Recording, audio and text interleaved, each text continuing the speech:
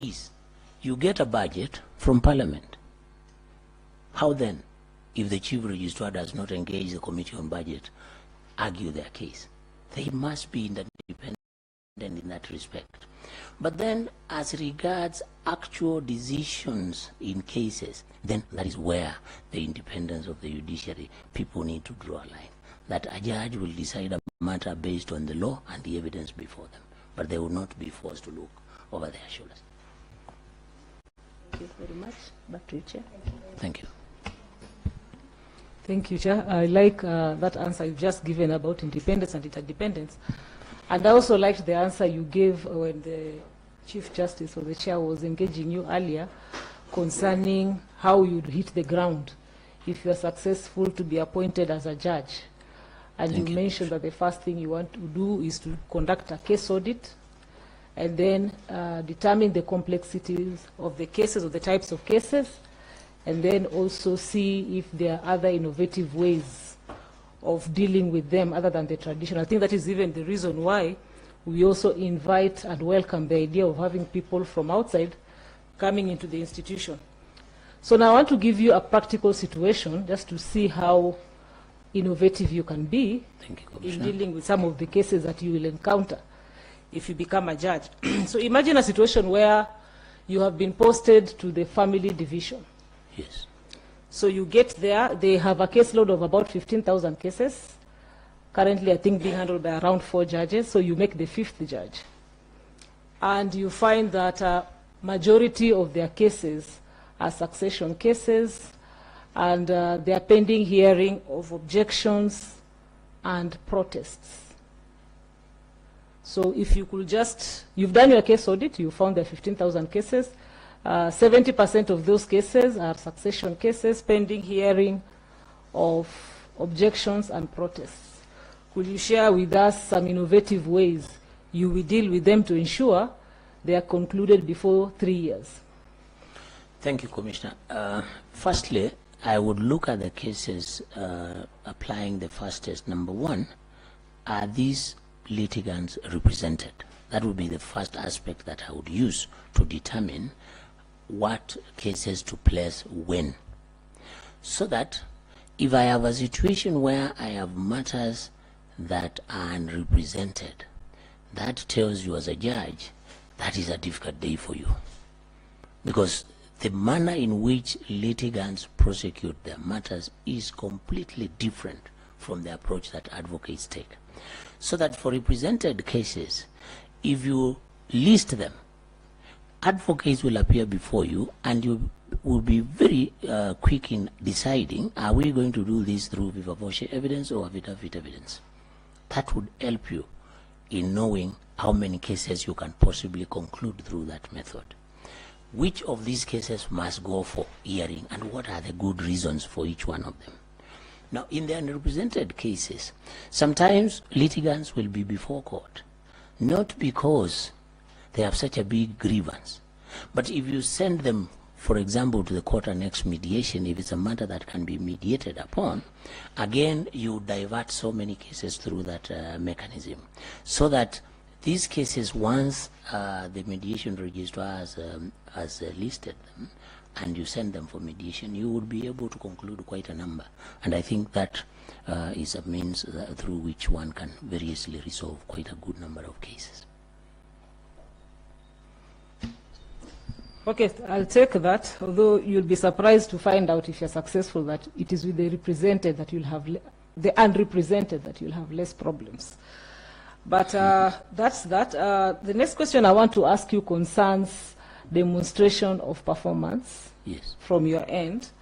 You were told earlier that before we embarked on this exercise, we engaged stakeholders to get their feedback on the kind of judges they want. Yes. And one feature that, one attribute that featured prominently was that they wanted hard workers. They likened it to a tractor, in fact. Yes. They want tractors, people who will come in, hear cases, and close them. So could you demonstrate to us that you are a tractor, so to speak? Thank you. Thank you, Honorable Commissioner. Indeed, I am one. And I will use 2 of the stations that I have served before as an example. In Meru, when I was posted in Meru in the year 2002, where I had the privilege to appear before Honorable Justice Lena Ola and Honorable Justice William Ouko, we found a very serious backlog in terms of criminal cases. People staying in custody up to 7 years before trial. But then we undertook the case audit that I talked about, listed all matters in terms of age, and we prioritized all the old cases. Madam Commissioner, you'll be surprised. We would start court at 8:15 and leave that court sometimes after 6. A single prosecutor serving a judge Monday to Friday. That I would be able to do. The other court experience that I have had of serious work where a prosecutor, if you are not up to that kind of strength and measure, you would not survive, is the Mombasa court. Another very busy station. I survived. In Meru I did 7 years, in Mombasa I did 8 years. Through the experience that I gathered in those two stations, I think I am that candidate that those stakeholders are looking for. I do not shy away from work. Okay, thank you, and I wish you well. Thank you, my lady.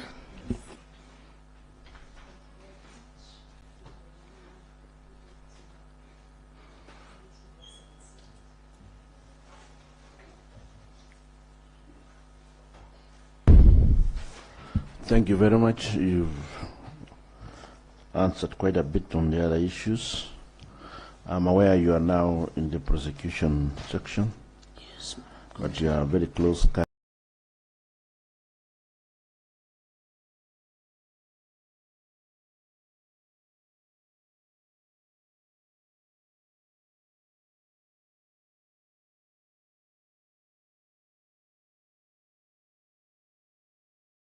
with the other state councils. You also worked in the AG's office some other time. I'm asking you, what can you tell us about the situation where the state councils fail to represent Kenya in the case of the Somalia, yet our military sometimes is expected to put their own lives on the line, but your cousins in the AG's office fail to actually appear in court? Well, Commissioner, first I would wish to highlight the fact that I am not fully conversant with the facts leading to their absence, but I would say this of the absence. Where council has a matter that has been minuted to them, it is the duty of that council to ensure that brief is attended to, and there cannot be excuses about it. So that if then they did not attend to the matter and you are required to do so, then that is a case that calls for questioning what exactly led to that. Was it a case of dereliction of duty or pure assumption that all was well, only for Kenya to end up losing in the dispute? Calling as a prosecutor, you lead that team? Yes, I do. Mm-hmm. So, what are the demonstrable attributes of leadership which you have and you are bringing on board if you are successful?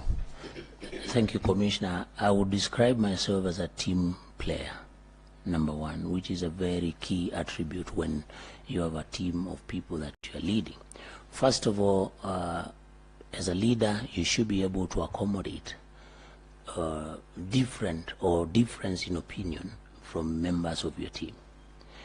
Understand where each of those members is coming from, and then find a common ground of how you can work as a team. That is one of the attributes.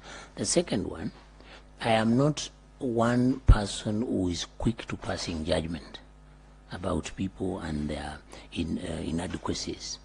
Before I make a decision about any of my team members, I have to get to the root of the matter and understand what would make one not do that which is expected of them as and when it's expected to be done.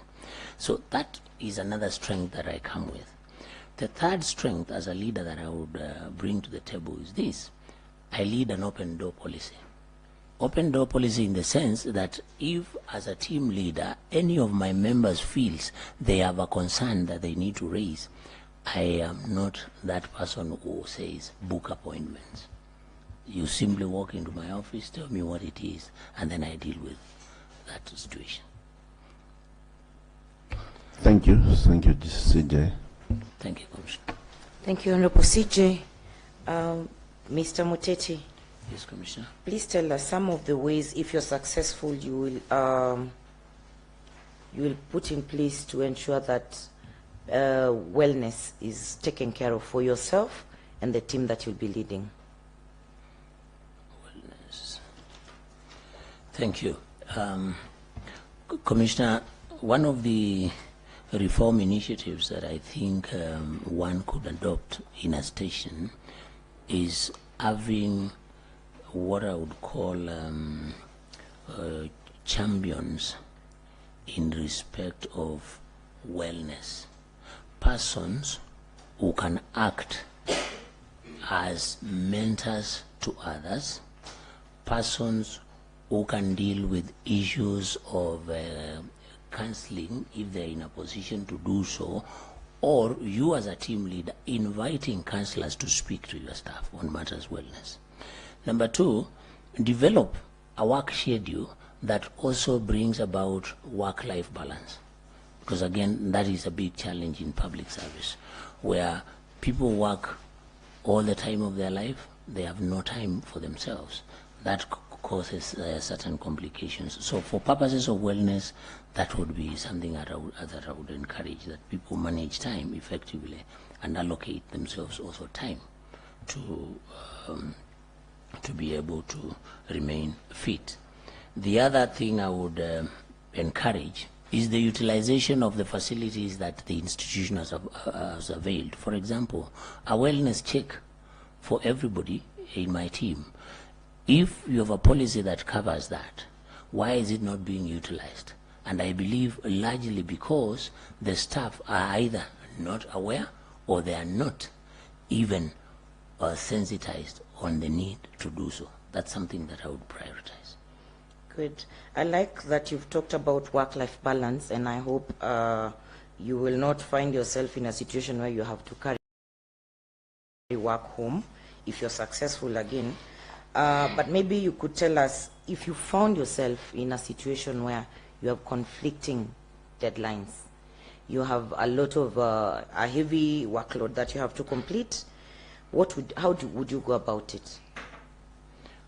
Well, I think the first measure I would take is, first of all, creating time outside official working hours.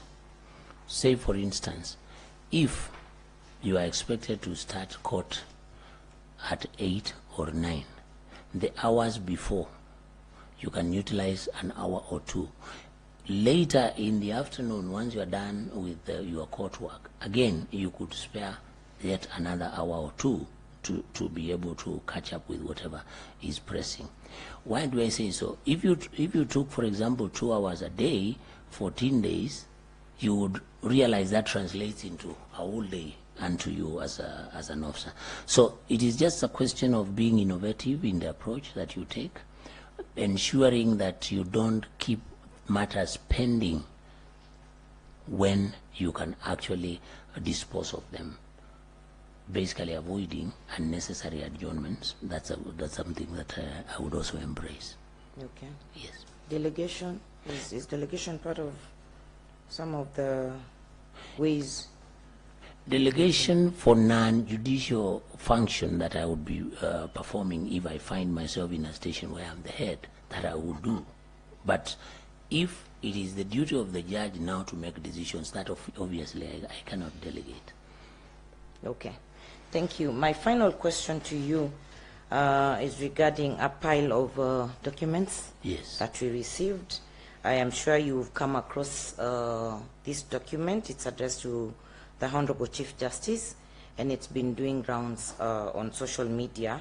So maybe just briefly tell us what you have to say about the documents. They were presented by Nelson Harvey, and in the letter he challenges your suitability for consideration in this role, where he says there was a gross violation of Bill of Rights in the matter where you recommended for arrest and prosecution of Professor Tom Ojienda in December 2018, recommendation for arrest and prosecution of Honorable Edgar Kagoni in September 2019, and then recommendation for arrest and prosecution of Honorable Lady Justice Philomena Mwilu in August 2018. And then another issue that was brought out was the area of alcoholism. Maybe just briefly, if you could talk about it. Thank you, Commissioner. I am aware of that complaint, and I have the following to say. Number one, following a letter that I received from the Commission, I did prepare a response and I filed it with the Commission.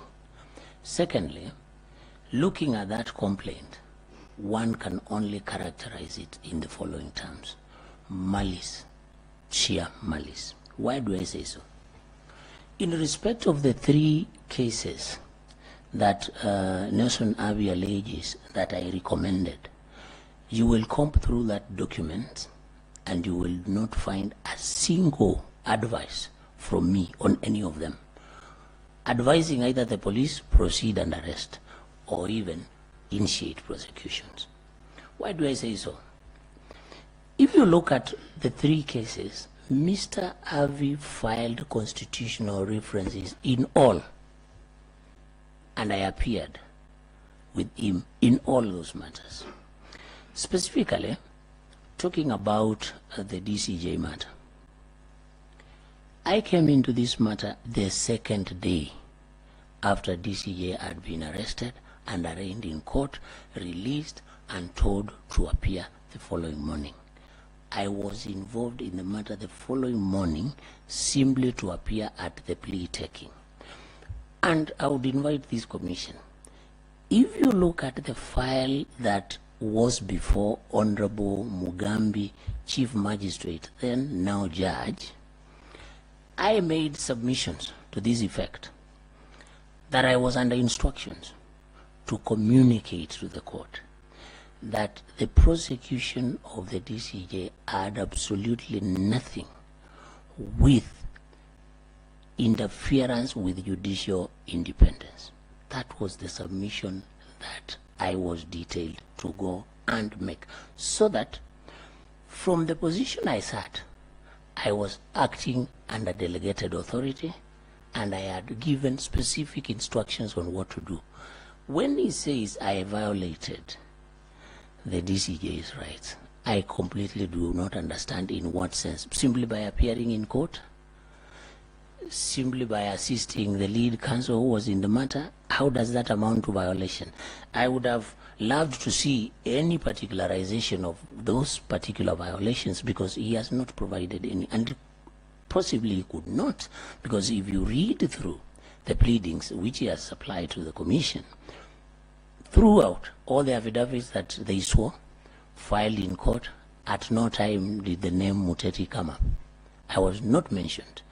But something important needs to be said again about that decision, because Mr. Avi decided to circulate this basically to besmirch my good character. If you look at the decision rendered by the 5 judges, you will find some very interesting pronouncement, and I captured it in my response.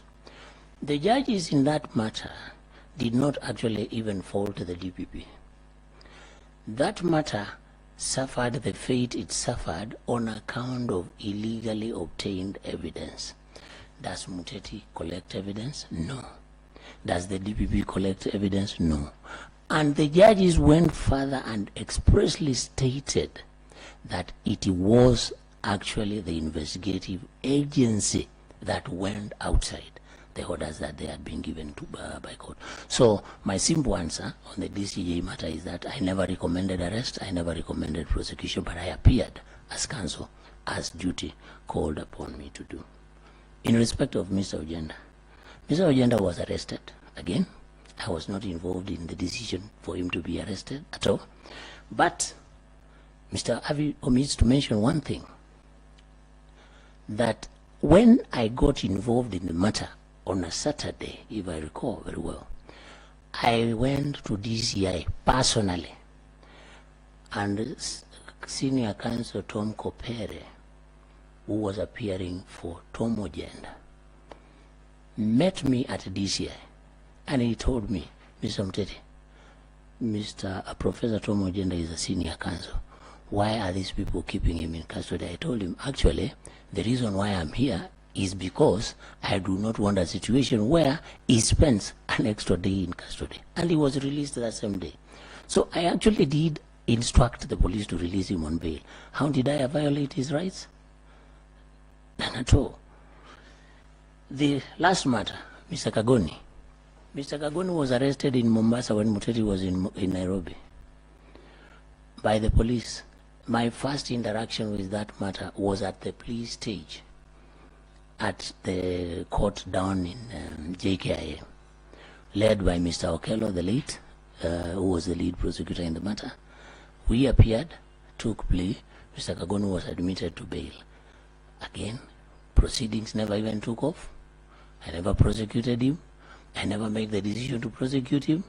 I do not understand where really Mr. Avi is coming from. And the decision by Judge Nyakundi in that matter, again, does not fault me.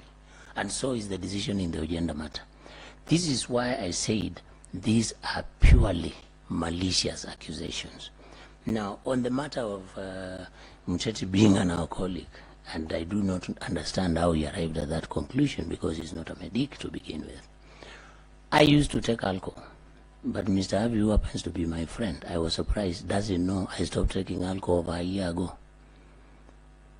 Common prudence would have dictated before you make such a monumental accusation as counsel.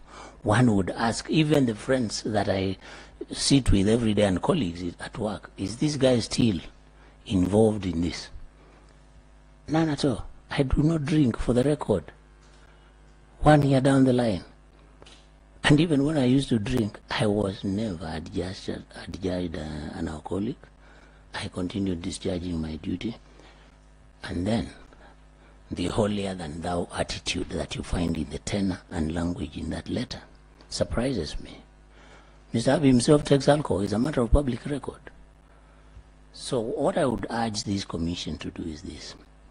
In light of the provisions of Article 236 of the Constitution, which protects public officers from discrimination on account of performance of their duty, kindly protect me. Otherwise, you will never recruit a prosecutor in this country. Prosecutors do not serve cake and hell.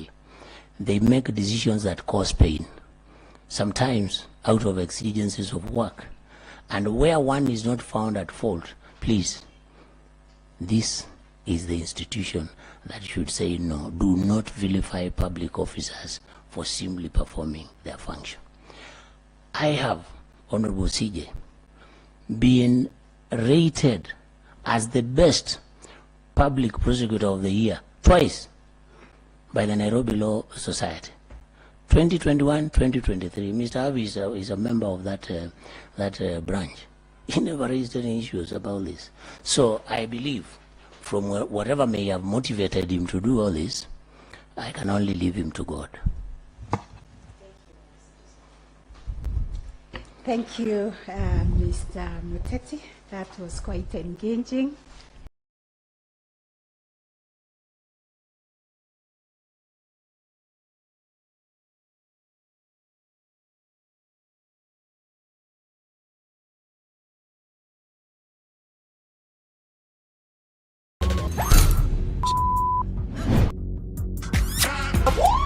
When it comes time for us to be intimate, will it be the three of us? Yeah. Amen. Juu. Usiinamishe moyo wako. Mwambie mwenzako acha kuinamisha moyo wako. Hallelujah.